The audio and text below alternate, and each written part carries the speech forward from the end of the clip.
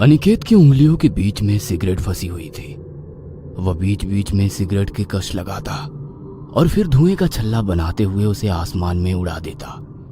घड़ी की सुई ने 12:30 बजा दिए थे, लेकिन अनिकेत की आंखों में नींद नहीं थी। वो अपनी बालकनी में खड़े खड़े सामने वाले पीपल के पेड़ को देख रहा था। हवा के चलने के कारण पत्तियां हिल रही थी और उस सुनसान रात में उनके हिलने के कारण अजीब सी सरसराहट की आवाज आ रही थी। अनिकेत पत्तियों को हिलते देख रहा था और किसी ख्याल में खोया हुआ था। तभी उसे पीपल की डाल पर बैठी एक बेहद खूबसूरत स्त्री दिखाई दी। काजल से भरी उस स्त्री की बड़ी बड़ी आंखें दिखने में खूबसूरत तो थी, लेकिन वो बहुत ही डरावनी लग रही थी। उसके कपड़े नर्तकी की तरह थे। पेड़ पर बैठी वो अपने पाँव को जोर जोर से हिला रही थी, जिससे उसकी पायल भी उतनी ही जोर से बज रही थी। उस नर्तकी की आंखों में एक सम्मोहन भी था, अजीब सा सम्मोहन। अनिकेत उस सम्मोहन में बंधा जा रहा था। उस नर्तकी ने आंखों के इशारे से अनिकेत को नीचे बुलाया।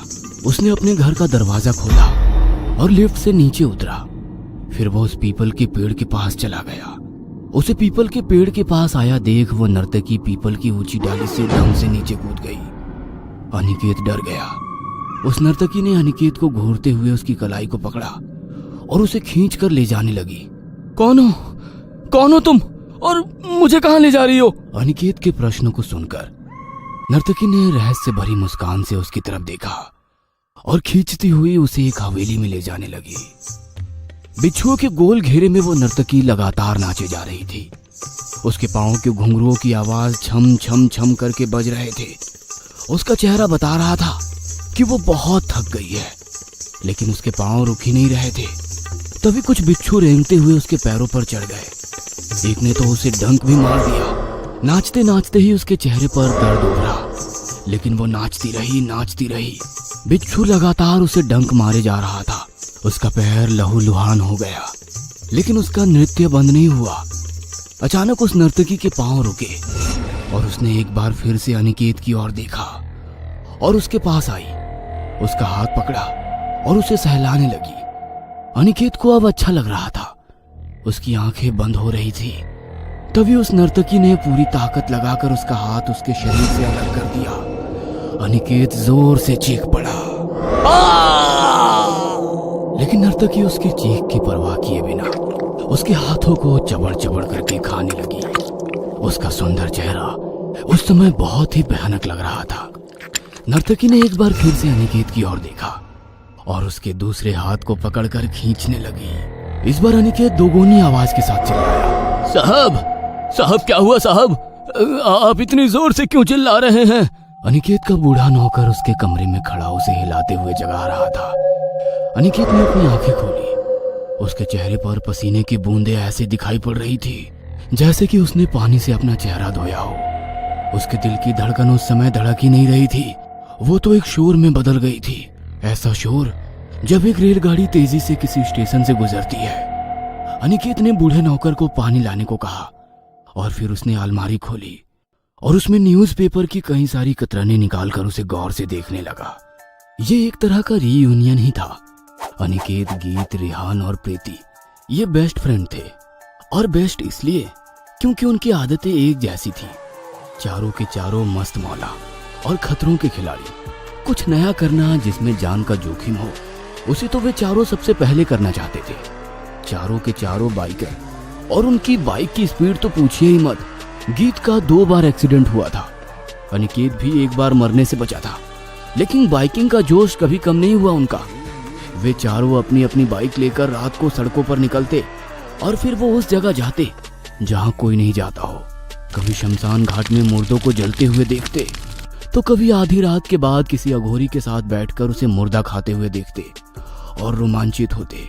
शहर और आसपास के वो इलाके जो भूतिया घोषित थे, जहां का नाम सुनकर ही लोगों के दिल की धड़कनें बढ़ जाती, वो वहां जाकर पूरी रात पार्टी करते। लोगों को वे चारों के चारों पागल लगते, लेकिन वो खुद को पागल नहीं, खतरों के खिलाड़ी बुलाते। लेकिन जैसा ही अक्सर होता है, उनकी कॉलेज की पढ़ाई खत्म हुई और चारों की नौकरी अलग अलग जगहों पे लगी। दूसरे शहर में जाने के बाद भी वो टच में तो थे, लेकिन उनकी मस्ती कम हो गई थी। कहाँ पागलों की तरह भटकना और कहाँ सारा दिन ऑफिस में कंप्यूटर के आगे बिताना। चारों दोस्त तो बहता हुआ पानी हुआ करते थे, लेकिन जिंदगी और नौकरी ने उन सभी को तालाब का ठहरा हुआ पानी बना दिया था। लेकिन वो कहते हैं ना, तार जब दिलों से जुड़े हो तो मिलन का बल्ब जल ही जाता है। 5 साल के लंबे इंतजार के बाद चारों एक ही शहर में थे, दिल्ली, दिलवालों की दिल्ली। यहीं से तो पढ़े लिखे थे वे। मस्ती की किताब के ना जाने कितने पन्ने इन चारों ने इसी शहर में लिखे थे। कुछ बदला नहीं है गीत, दिल्ली वैसी की वैसी ही है यार, सेक्सी। और तू तो आज भी उतनी ही हॉट है जितनी 5 साल पहले थी। कोल्ड ड्रिंक का गिलास हाथ में लिए और सिगरेट का छल्ला उड़ाते हुए जब अनिकेत ने गीत से ये बात कही तो गीत का वही पुराना जवाब उसे सुनने को मिला। और तू उतना ही चेप। अबे फेविकॉल पी लिया था क्या तूने किसी दिन? ओए, मैं चेप नहीं हूँ, प्यार करता हूँ तुझसे। ए चल हवा आने दे। तू दुनिया का आखिरी लड़का भी होगा ना तो भी मैं तुझसे प्यार नहीं करूंगी। क्यों? अरे क्या कमी है मेरे में? गीत उसके पास आई और उसे चारों ओर से घूर कर देखने लगी। उसे ऐसा करते देख रेहान और प्रीति की तो हंसी नहीं रुक रही थी। ओए, क्या घूर रही है तू इतनी देर से? यही कि तू दोस्त मटेरियल तो 100% है यार, उसमें कोई कमी नहीं है, लेकिन बॉयफ्रेंड वाली बात तुझ में नहीं। हर बार की तरह अनिकेत का चेहरा किसी फ्यूज बल्ब की तरह हो गया। अगर एक दूसरे का मजाक उड़ाने का तुम दोनों का सेशन खत्म हो गया हो तो कुछ काम की बात कर ले यार। 5 साल हो गए, ना तो ढंग से बाइकिंग की और ना ही कोई एडवेंचर वाली जगह पर गए। 5 सालों में जिंदगी नहीं नौकरी बनकर रह गई है यार। ना कुछ आता है और ना कुछ पता। चारों दोस्त फिर से मिले हैं, फिर से वही जिंदगी, फिर से वैसी ही जिंदगी जीनी है यार। प्रीति की इस बात से चारों रिलेट कर रहे थे। सच में उन चारों के लिए जिंदगी 5 साल से रुक गई थी। लेकिन अनिकेत ने तब उन्हें एक ऐसी बात बताई जिसे सुनकर सभी के चेहरे पर एक प्रश्न चिन्ह आ गया। ओए, तूने कोल्ड ड्रिंक में कुछ मिलाकर तो नहीं पी लिया? ऐसा हो सकता है क्या? ऐसा हो सकता नहीं है गीत, ऐसा है, सदियों से है। पागल है तू, मैं नहीं मानती। उसके बाद अनिकेत ने अपने घर की अलमारी खोली और उससे पेपर की कई सारी कतरनें निकाली और उन कतरनों को सभी के सामने रख दिया। 500 साल पुरानी उस हवेली में अभी भी एक नर्तकी नाच रही है और वो नाच उसने 500 साल पहले ही शुरू किया था, वो भी एक श्राप के कारण। और वो श्राप उसे इसलिए मिला क्योंकि उसे अपनी खूबसूरती और नृत्य का बहुत घमंड था। उसे लगता था कि वो अपनी खूबसूरती और अपने नृत्य के प्रभाव से कुछ भी कर सकती है। और इसी घमंड में उसने ऋषि मांडव की तपस्या को भंग करने का प्रयास किया और वो उसमें सफल भी हो गई। लेकिन ऋषि के क्रोध से स्वयं को नहीं बचा पाई। मैं जगत कल्याण के लिए तपस्या में लीन था, लेकिन तूने उसे भंग कर दिया। तुझे अपनी खूबसूरती और नृत्य का बहुत अभिमान है ना? ठीक है, आज मैं तेरे इस अभिमान को चूर चूर कर दूंगा। मैं तुझे श्राप देता हूँ कि तेरे पांव कभी नहीं रुकेंगे। तू हजारों सालों तक नृत्य करती रहेगी एक बंद हवेली में बिच्छुओं के बीच, और तेरा नृत्य कोई नहीं देखेगा, कोई नहीं। और जो भी उस हवेली में तेरे नृत्य को देखने आना चाहेगा वो मर जाएगा, मर जाएगा। जो भी उस हवेली की ओर आना जाना चाहता है, हवेली के कई किलोमीटर दूर से ही लोगों के साथ अजीब अजीब घटनाएं शुरू हो जाती है, लेकिन उस हवेली तक आज तक कोई पहुंच नहीं पाया है। जानते हो, जब से मैंने उस नर्तकी के बारे में जाना है ना, तब से मुझे एक सपना बार बार आता है। अनिकेत ने अपने सपने के बारे में भी अपने दोस्तों को बताना शुरू किया। सारे दोस्त ध्यान से उसकी बातों को कुछ ऐसे सुन रहे थे जैसे एक तीरंदाज किसी चीज पर निशाना लगाने के पहले ही ध्यान लगाता है। मैं तुम लोगों को फोन पर उस जगह के बारे में बताना चाहता था यार, लेकिन तुम सब इतने बिजी थे कि मैं क्या ही कहता तुम लोगों से। Oh my God, sound so thrilling यार। चले फिर उस हवेली में उस नर्तकी से मिलने, एक बार फिर से एडवेंचर करें। घड़ी की सुई ने रात के 12 बजा दिए थे, लेकिन उनकी बातें खत्म नहीं हुई थी। तभी अचानक से उनके घर की खुली हुई खिड़की से एक बड़ा सा उल्लू घर के अंदर आकर बैठ गया और जोर जोर से बोलने लगा। उल्लू का चेहरा और उसकी आवाज, उसकी आंखें इतनी डरावनी लग रही थी कि चारों के चारों दोस्त सहम गए। घर का बूढ़ा नौकर उल्लू की आवाज को सुनकर हाथ में एक डंडा लेकर बाहर आया और उसे किसी तरह बाहर भगाया। उल्लू का घर में आना अब शकुन है साहब, पता है ये बताता है कि किसी की मौत होने वाली है। ये सब आप क्या कह रहे हैं? अरे वो पक्षी है, उसे जहाँ जगह मिला वो आ गया। मैम साहब, ऐसी बात पता नहीं है। आप जानती हैं, जब रावण रामचंद्र जी से युद्ध करने के लिए जाता है तो उसे उल्लू के बोलने की आवाज सुनाई देती है, जो उसके महल में बोल रहा था। महाभारत में शिशुपाल वध के समय भी उल्लू बोलता है। शिव और दैत्यों के बीच जब युद्ध होने को आता है तब दैत्य की सेना के अंदर उल्लू बोलता है और उनके अंत के बारे में बताता है। पांडव जब संधि के लिए भगवान कृष्ण को भेजते हैं तो कौरव उसे ठुकरा देते हैं। उसके बाद उल्लू के बोलने की आवाज सुनाई देती है और उसके बाद तो पता है ना, कौरवों का विनाश हो जाता है। सारे दोस्त बूढ़े नौकर की बातों को सुन रहे थे और पता नहीं क्यों उन्हें उनकी बातों में लॉजिक दिख रहा था। हालांकि उन लोगों में कोई भी ज्यादा धार्मिक तो नहीं था, लेकिन वो बूढ़ा नौकर जिस तरह से धार्मिक किताबों के दर्ज बातों के बारे में बता रहा था उस पर उन्हें विश्वास करने का मन कर रहा था। काका, आपकी कहानी बहुत अच्छी लगी। अब आप जाइए और खाना गर्म कर दीजिए, हमें भूख लग गई है। बूढ़े नौकर की बातों को सुनकर सारे दोस्तों के चेहरे उस समय भावहीन से थे। ओए, क्या हो गया तुम लोगों को? कहाँ रामायण महाभारत की बातों में घुस गए तुम लोग? अरे जिंदगी एडवेंचर का नाम है, कर लें। मरना तो है ही ना, हम लोग कोई अश्वत्थामा तो है नहीं जो कि अमर हो जाए। गीत, रेहान, प्रीति और अनिकेत की बाइक फुल स्पीड में दौड़ी जा रही थी। सभी की बाइक्स के स्पीडोमीटर का कांटा 100 को छू रहा था। 5 घंटे की लगातार बाइकिंग के बाद चारों बहुत थक गए थे। सभी को जोरों की भूख भी लगी थी, लेकिन आसपास छोटी मोटी कोई दुकान भी नजर नहीं आ रही थी। एक पुराने पीपल के पेड़ के पास गीत को एक बूढ़ी औरत बैठी हुई दिखाई दी, जो अपनी छोटी सी टोकरी में शायद कोई जंगली फल बेच रही थी। अम्मा, क्या है ये? जंगली फल है बेटा, जहरीला तो नहीं है ना? जहरीला।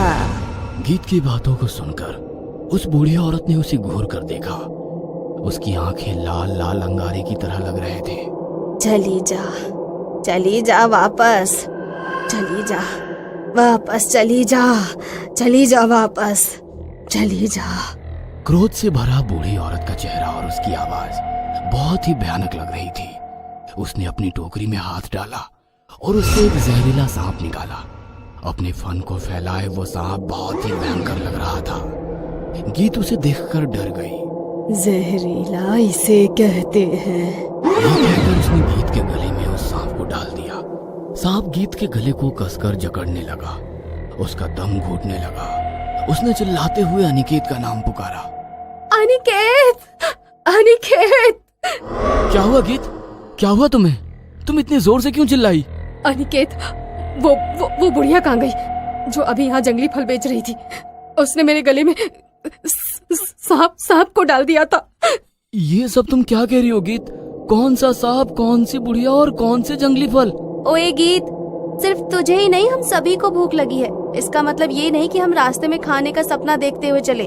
यार, लेकिन मैंने एक बूढ़ी औरत को देखा था यहाँ। चारों ने बाइक की किक फिर से मारी और भूखे प्यासे वो चलते गए। 50 किलोमीटर के बाद उन्हें पहाड़ी रास्ते पर एक चाय की टपरी दिखाई दी। उस टपरी को देख वो ऐसे खुश हुए जैसे कि उनकी करोड़ों की लॉटरी लग गई हो। भैया, चाय मिलेगी और बिस्कुट? दुकानदार ने उनकी बातों का जवाब हाँ में सिर हिला कर दिया। भैया, जल्दी से बिस्किट का पैकेट दे दीजिए ना, बहुत भूख लग रही है। दुकानदार ने बिस्कुट का पैकेट निकाल कर एक एक कर सभी को दिया। बिस्कुट के पैकेट पर वे चारों ऐसे टूट पड़े जैसे कि जन्मों के भूखे हो। सभी खाने में खोए हुए थे। तभी प्रीति को ऐसा लगा कि कोई उसके बालों को सहला रहा है। प्रीति ने पीछे मुड़कर देखा तो उसे एक खूंखार शक्ल वाला प्रेत दिखाई दिया। चली जा, वापस चली जा, वापस चली जा। प्रीति उसके बातों पर कोई रिएक्ट करती, उसके पहले ही वो उसके बालों को पकड़कर खींचते हुए ले जाने लगा। कौन हो तुम? मेरे बाल छोड़ो, छोड़ो, पागल हो गए हो क्या तुम? वह प्रेत उसे खींचते हुए ले गया और पहाड़ी से नीचे फेंकने की कोशिश करने लगा। छोड़ो, छोड़ दो। लेकिन उस प्रेत ने उसे पहाड़ी के नीचे फेंक दिया। प्रीति की चीख की आवाज से सारे दोस्त चौंक गए। ओए, क्या हो गया? इस तरह क्यों चीखी? वो भयानक शक्ल वाला वो प्रेत कहाँ गया? अरे क्या बकवास कर रही है तू? हैं? दिमाग तो ठीक है ना तेरा? यहाँ बैठकर बिस्कुट पर बिस्कुट खाए जा रही है और कह रही है कि कोई प्रेत तुझे पहाड़ों से नीचे फेंक रहा था। प्रीति का दिमाग काम नहीं कर रहा था। ये सपना कैसे हो सकता है? थोड़ी देर पहले उसके साथ वो सब जो घटा था वो क्या था? अनिकेत ने चाय वाले को चाय और बिस्किट के पैसे दिए। वह सफर जारी रखने वाले थे, लेकिन रेहान की बाइक स्टार्ट ही नहीं हो रही थी। सभी ने कोशिश की, लेकिन बाइक स्टार्ट नहीं हुई। उन्होंने चाय वाले से पूछा कि कोई मैकेनिक है क्या? साहब, मैं मैकेनिक का काम भी करता हूँ। अभी देखता हूँ क्या हुआ है आपकी बाइक में। चाय वाला उनकी बाइक ठीक करने लगा, लेकिन तभी रेहान को अपने जूते में कुछ चुभता हुआ महसूस हुआ। क्या चुभ रहा है मेरे जूते में? रेहान ने अपना जूता खोला तो वो दंग रह गया। उसके जूते में कई सारे बिच्छू थे और शायद बिच्छू ने उसे डंक मार दिया था। पल में ही उसके मुंह से झाग निकलने लगा। वह बहुत घबरा गया। भाई लोग मुझे बिच्छू ने काट लिया है। यार मुझे बचा ले। ये देख मेरे मुंह से झाग भी आने लगा है। ओए रेहान, क्या हो गया तुझे? तू भी इन लोगों की तरह बकवास करने लगा। कहाँ काट लिया तुझे बिच्छू ने और कहाँ तेरे मुंह से झाग निकल रहा है? अब सारे दोस्त घबरा गए थे, क्योंकि एक के बाद एक सभी के साथ अजीब घटनाएं हो रही थी। यार पेपर की कटिंग में जो पढ़ा था वो सब सही है यार। अभी हम उस हवेली तक पहुंचे भी नहीं है और हमारे साथ कुछ ना कुछ अजीब हो रहा है। अनिकेत वापस चल यार, कहीं एडवेंचर हम पर भारी ना पड़ जाए। लेकिन अनिकेत कहाँ सुन रहा था उनकी बात। उसे तो नर्तकी के पांव के घुंघरुओं की आवाज सुनाई देने लगी थी। अब तक जिस नर्तकी को उसने अपने सपने में देखा था, वो उसे रहस्यमय मुस्कान के साथ बुला रही थी। वो अपने कदम आगे बढ़ा रहा था, बिना ये सोचे कि आगे एक बहुत बड़ी खाई है। अगले दिन फिर से न्यूज़पेपर पर 4 दोस्तों की मौत की खबर छपी थी। गीत की मौत सांप काटने से, प्रीति की चट्टानों से गिरने से, रेहान बिच्छू के डंक से और अनिकेत की लाश एक खाई में पाई गई।